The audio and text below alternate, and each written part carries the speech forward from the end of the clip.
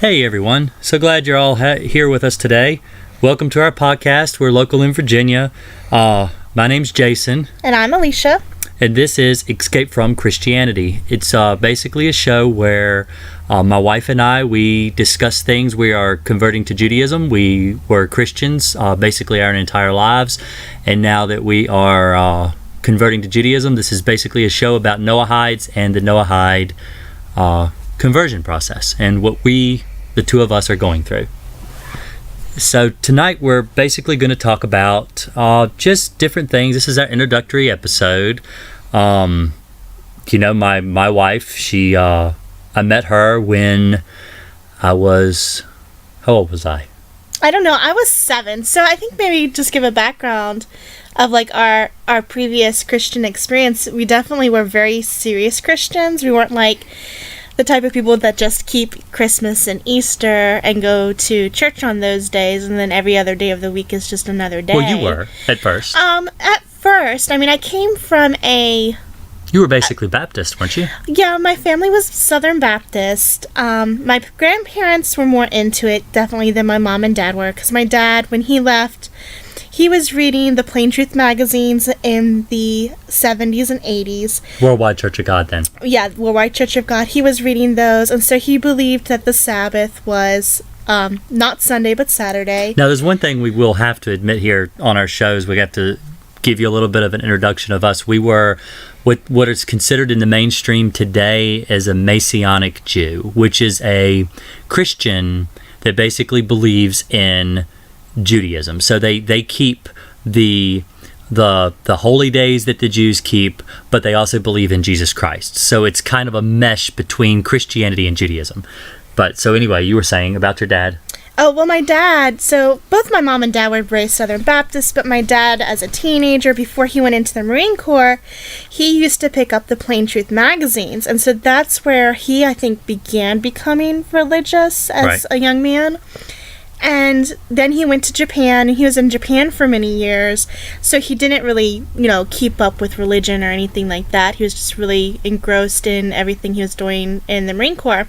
But when he came back and he met my mom, his sister was a Seventh-day Adventist, and so they quit keeping, like, Christmas and Easter, and that's how my mom kind of came into this whole thing. Well, my dad would tell her, oh, if you see any of those Plain Truths, pick me up one, because my dad liked to read those. But we still didn't go to church. My dad smoked, my mom smoked. They were just, normal, secular people, I think, for the most part. But they did teach us about God. We prayed and stuff like that. So yeah, I think we were just mainly secular Baptist, and we would celebrate Christmas and Easter. And my mom, through her sister-in-law, had found out about Christmas and the pagan origins of Christmas. And so she, like, the very first year that I was born, she didn't want to keep Christmas, and that was kind of where the whole thing began. But it still wasn't until I was 5 years old that we began attending church, and that's the point, at 5 years old, that we went to church. And instead of going, and you found out Santa wasn't real. I found out Santa wasn't real, and I cried and cried, and I remember thinking, well, I wonder if this God fellow is real either, if they're just lying to me about that. Yeah, because you can't see God either. I don't know if anyone that's ever actually met Santa or God. Right. Not at least not anybody that's sane. Yeah, so, at 5 years old, I remember thinking, I'm not so sure about this God fellow either. But that was just kind of like a passing thought. And then we became very, very into our church. We attended every single weekend. We did campouts. We did, obviously, not Christmas or Easter because we were Messianic, but we kept the Jewish holy days with the Christian twist in it. So that's where I came from, and I think you just basically kept all of this your whole life. Oh, yeah. I was born in 81, and my father came into the church in 81 or 82. He started reading the Plain Truth magazines. He may have even been reading them before I was even born, but he basically came into the church, felt like it was something we had to do. I had one Christmas. I don't remember it. I was not even one. I was born in December, so, Christmas came right then. And then from that point on, I was into this Messianic Christianity, Judaism, whatever you want to call it. I don't even want to call it Judaism because it's not. It's just basically Christianity with a twist. But yeah, so when I can even remember when I was 4 years old. Well, let me think. The leader of that church, the worldwide church, was Mr. Armstrong, and he died in 86, I believe. And so when he died, I had to have been probably 4 years old. I remember getting up early in the morning. My father would be watching The Plain Truth on television. They used to have they started in radio broadcasts, and then Mr. Armstrong moved over to television broadcasts, and so it was really big. God is behind our work. Look, we've been broadcast all over the world, and we're on so many television stations. But it was basically just a regular Sunday show where you could get up in the morning on Sundays and you could watch, a televangelist. That's what he was. And so we would watch that, and I would get up really early so I could watch it with my dad. I believe it came on at like 6:30 in the morning, and we would watch it together. And then but it really is, now that I'm kind of coming out of Christianity. I've been out of Christianity now for a few years, and I look back on it and I realize it really was very cultish. It was not anything at all like what the what mainstream Christianity is. It was very much different, and it makes you feel like an oddball when you go into public school and you are talking to your teachers and you're trying to explain to them, no, I don't eat pork, because that's another thing in this religion. You basically kept all the kosher laws as far as meat consumption. The reasons that they would give you why you couldn't eat pork or why you couldn't eat shellfish is because they weren't good for you, and that's why God said not to eat those things. That was their reasoning. So I'd have to explain to my teachers. I remember one time we went to Showbiz, which of course a lot of people wouldn't even remember Showbiz, but it was basically Chuck E. Cheese bought out Showbiz. They went bankrupt. Chuck E. Cheese bought them out, and it was a Chuck E. Cheese type place where you could go, you could get pizza, you could play games, you could spend a fortune in quarters, play skee ball. And I can remember that the teacher made everybody, they ordered a bunch of pepperoni pizzas, and I had to tell her, no, I can't eat that. Why can't you eat that? I said, well, because I don't believe in eating pork. I can't eat pork. And so she said, oh, well, you can just pick off those pepperonis. You can eat that pizza. See, I was really, really lucky because I was homeschooled my whole life. And so, I never had that confrontation. Well, I can't say I'd never had it, because there was this one time where I went to my cousin's house and they had pepperoni pizza, and she was asking, well, can you just pick the pepperonis off? And I was like, well, no, because it's got all the pork grease all over it. I didn't even know that. See, I didn't even know pork grease was a thing. It did make my pizza taste kind of funny, because I was always big into cheese pizza. I didn't want anything on my pizza. Yeah, her comment to me though was like, well, I'm not a saint, so I have to have my pepperoni. But I was like a teenager by that point. Right. So that's they were so rare, the confrontations. I had a lot of confrontation with friends. People thought I was crazy. Well, one of the things was, it wasn't a big deal that you didn't keep Christmas. A lot of people, even back during the Puritan time where, up in New England, those people didn't keep Christmas either. It wasn't a really big holiday. They realized it came from pagan origins. It has a lot of its, it's basically Yuletide and the, the celebration of the winter solstice. Mm-hmm. And so when it came to, my friends, they thought it was crazy that I didn't keep Easter. It wasn't that I didn't keep Christmas, because they say, oh, well, you believe in Jesus. I was like, oh, yeah, I believe in Jesus. But then when Easter would roll around and I didn't believe in the Easter story of the resurrection and all that, oh man, that was a sin. Yeah, see, I had the opposite, because it was like, if people asked me about keeping Easter, I always felt like, oh no, I keep Passover, and so that was like, oh well, that's basically the same thing, and so I didn't really get like that. Oh, you don't keep Easter? I always got the, oh, you don't keep Christmas? Christmas is wonderful. Yeah. You're missing out on Christmas. Christmas is just the best time of year. You know? Only because they're getting presents. The thing that people see as Christmas is, oh, what can I get? What can I get this year? You know, it's I enjoy giving my children. I've got children. I like to give my kids stuff. I like festivities though. But see, I kept Christmas up until I was 5. Like when I was 5, I had the best and biggest Christmas I had ever had. Or maybe it just seems that way because I was old enough to actually get presents that I wanted. You know? No, you didn't get pajamas? No, or socks? I got I'm sure I got those, but I remember the pink Barbie car, which was a huge purchase that they made. Now, see, my little sister, she would have been 3, and she got up and looked out the window, and she saw my grandmother and my dad bringing the Barbie car in the middle of the night.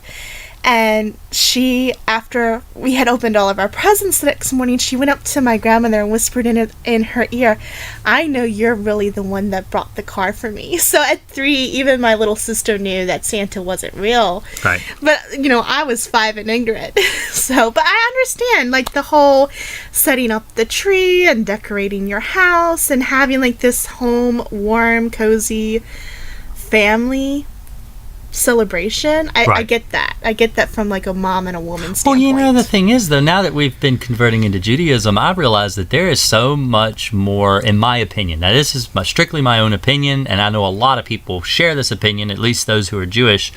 They're for lack of a better term, they're holidays. Yeah, I don't like to use the word holiday because mostly people think of that as Easter, Christmas, Valentine's Day. But their holidays are scattered throughout the entire year. Basically, every month in the Jewish calendar has some kind of a day where they celebrate.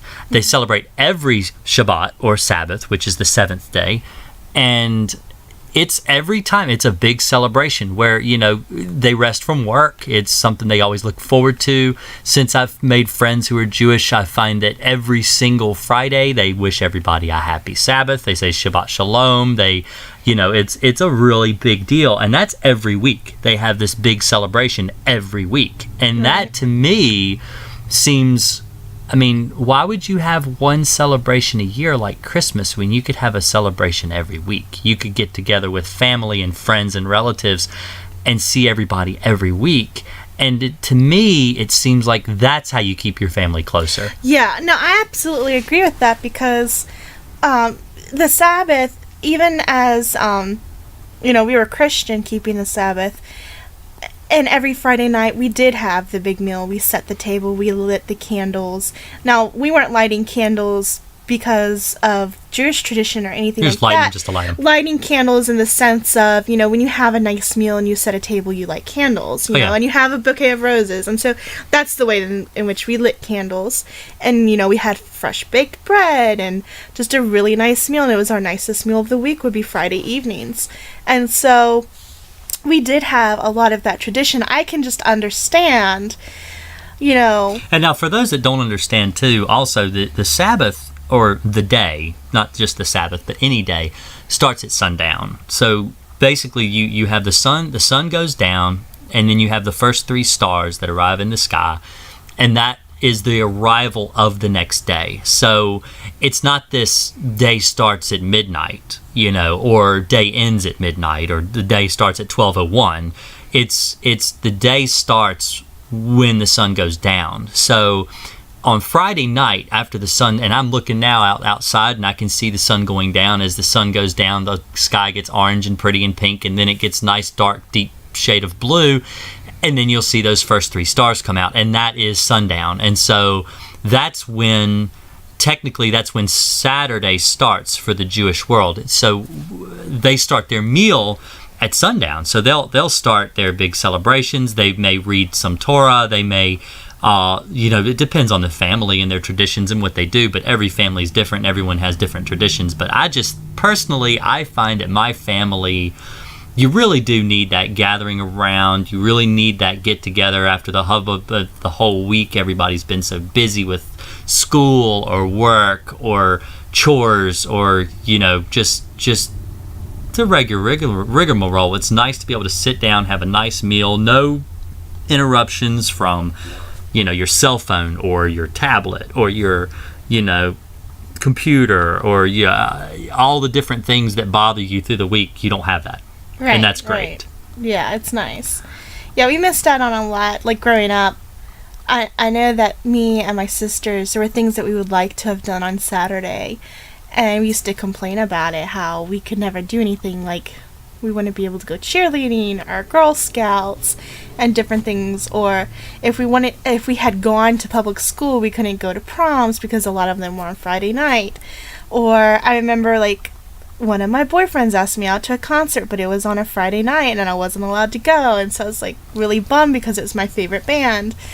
And so I know from, like, a kid's standpoint, you get really irritated that you have that. But looking back on that, it was, like, my favorite Boy memories. Scouts. I can remember when I was a kid, I wanted to go to the Boy Scouts. Boy Scouts or baseball. I had friends who were in the Boy Scouts, like best friends in elementary school who were in the Boy Scouts. And they used to talk about their camping trips and how they learned how to make fire just using a flint and steel. And that was something that I thought was really cool because I've always I'm big on camping. I like to camp now. I camp with my kids and I love to camp. It's one of my favorite things to do. And to thought of being able to go out with 10, 15 best friends and go and make a campfire and roast marshmallows and have a really great time, that to me would have been great. Of course, you can't do that. You couldn't do that because that was in my religion, that was forbidden. Now that's one thing we're going to address. This is our pilot show. This is our new episode. Any requests anybody has, now I thought this would be a good way to introduce this. You can give us a shout out on our email. It's escapefromchristianity at Gmail. Gmail. Yeah, at gmail.com. I couldn't remember what we had settled on. But yeah, so it's escapefromchristianity at gmail.com. You can email us any suggestions you might have for our show, any questions you might have. We're friends with a lot of rabbis, and we can ask for you. We can ask questions for you. We do, listen to a lot of radio shows. We listen to a lot of, and that we'll get into that too. I think what we really want to hit on, though, like if you have questions, mainly from the perspective of a Christian beginning to contemplate leaving Christianity, or a Noahide who's left, and there's all these feelings and emotions. And, we're right there with you. We're right there with you. So if you just feel like you need someone to talk to, or say, hey, how do you deal with this? Send us an email and we'll get back to you on that. And maybe we'll even address it on our podcast and maybe help some other people as well. Because it's difficult. It's difficult coming out of Christianity. And it doesn't matter whether... Probably the hardest part, too, is your family. That for me... And I was going to say the same thing. It is really hard. If you are a Christian and you're contemplating, you've read... I'll tell you, this is the biggest piece of advice that I was ever given from anyone. And one of my best friends lives in Texas. His name is William, and he actually runs his own show on Tanakh Talk. And he was talking to me, and he's like, read the Torah. Now, what the Torah is it's the first 5 books of Moses. It's Genesis, Exodus, Leviticus, Numbers, and Deuteronomy. And as far as the English translation of what those books are called. You want to read them as close to the Jewish Hebrew as you can, because Hebrew there are some words that just cannot be translated, and you really do need, like my wife was saying the other day, she was telling me, she said, it's lost in translation. It's not, it is not a cliche. It really exists. When it comes to biblical Hebrew, you lose a lot in translation, and so you want to get a Tanakh that has, a stone edition, like from, what is that company? Artscroll. That's the one that Rabbi Tovia Singer recommends. Yep. And that's the one, I have like 3 maybe. Well, he recommends to learn Hebrew. Yeah, Artscroll. Well, if you haven't learned, as far as an English translation, he recommends Artscroll. And the reason that I love Artscroll is not that it's so drastically different, in my opinion, from other translations, like JPS, I believe? Yeah. The thing that I love about Artscroll is the commentary, because there is a lot in the commentary that is explained that as an English speaker or someone who's not familiar with Talmud or anything like that, you need to have that because it sets up a lot of things. They pose a lot of questions. There's a lot of commentary. There's a lot in today's world with atheism seems to be branching out everywhere. They love to point out, well, this is where the Torah actually contradicts itself. But you realize that if you understand, God does not contradict himself. He understands, everything. And so the reason that it is written in the way that it is written is because of English poor translation. It doesn't actually contradict itself. If you read the commentary that's alongside of it, it really does put things in perspective and make it a lot easier to understand what you're reading, because you're like, oh wait, I read this back here and this is not right, but they explain why, and that's really good. So you really need to get a good Hebrew to English translation if you don't understand Hebrew. But I would suggest, actually, William does classes on his Tanakh Talk show where he goes through and he teaches biblical Hebrew, and they are really, really informative, really great. I would recommend learning that because it is only going to bring you closer to God, and I'm hoping that's why you're listening to us. Yeah. I mean, that's why we're doing this, is to get closer to God and hopefully help out some people that are going through the same thing we are. Right. So, but I agree that you have to learn Hebrew, and I know that that's hard. Definitely difficult. And I would recommend getting an Artscroll because it's going to be a little while, and you have to be learning, along the way. It's going to take a while to learn Hebrew, and you have to learn along the way biblical and the biblical reasons for different things. Or you could find a local synagogue. Yeah, that's what I was going to say, is you need to reach out to a rabbi. You have to have a rabbi, even if it's, listening to, like, Rabbi Michael Skobek is one of my favorite, the podcast on Jews for Judaism. Jason and Jono are really good Noahides. Yeah, as far as Noahides, Jason and Jono are really good. I've listened to them. I started listening to them before they left Christianity, and so I've listened to them for a long time. Yeah, well, Noahides. That's one thing I want to define that too. A Noahide it's not in the Bible. It's a Ben Noach, which is a son of Noah. That's what that translates to. That's Hebrew translates to, or actually it's believe that a Ben Noach, is that Hebrew or is that Aramaic? Well, it's one or the other. It means son of Noah. You've done much more study on the Ben Noachs than I have. Well, the son of Noah, what it is a Noahide is someone who has accepted the 7 laws of Noah, and we're going to go into that more deeply into a later podcast. We're not going to really go into that now, but that's a person who has basically decided that they're going to become a Jew, and they're wanting to convert. They may not want to convert, but they definitely don't believe in Jesus Christ. They believe in God as the only God, the Shema Yisrael, Adonai Eloheinu Adonai Ahad. That's the Shema. It basically says that God is one, and the Noahide believes that God is one, and they have rejected any kind of what they would deem as idolatry, which is putting anyone there like Jesus Christ, who is supposed to share the salvation, that God is the only one for salvation, that he is the one and only God ever and ever will be. And so that's where you have a Noahide, and they aren't Jews. They aren't, the Bible actually calls them Ger in several spots, the Gerim, which is the stranger that lives amongst with the Jew, that believes the same religion, but they may not actually be Jew. They may not be able to convert to Judaism. For example, my wife and I, we live half hour, 45 minutes from the nearest conservative synagogue, but if we were to want to actually convert to Orthodox Judaism, we would have to drive 3.5 hours away, and they actually recommend that you live within a Jewish community when you're going to go through conversion. And so we can't convert now because we don't live within walking distance of a synagogue. So you're not allowed to drive your automobile on Shabbat because you're not allowed to kindle a fire on Shabbat.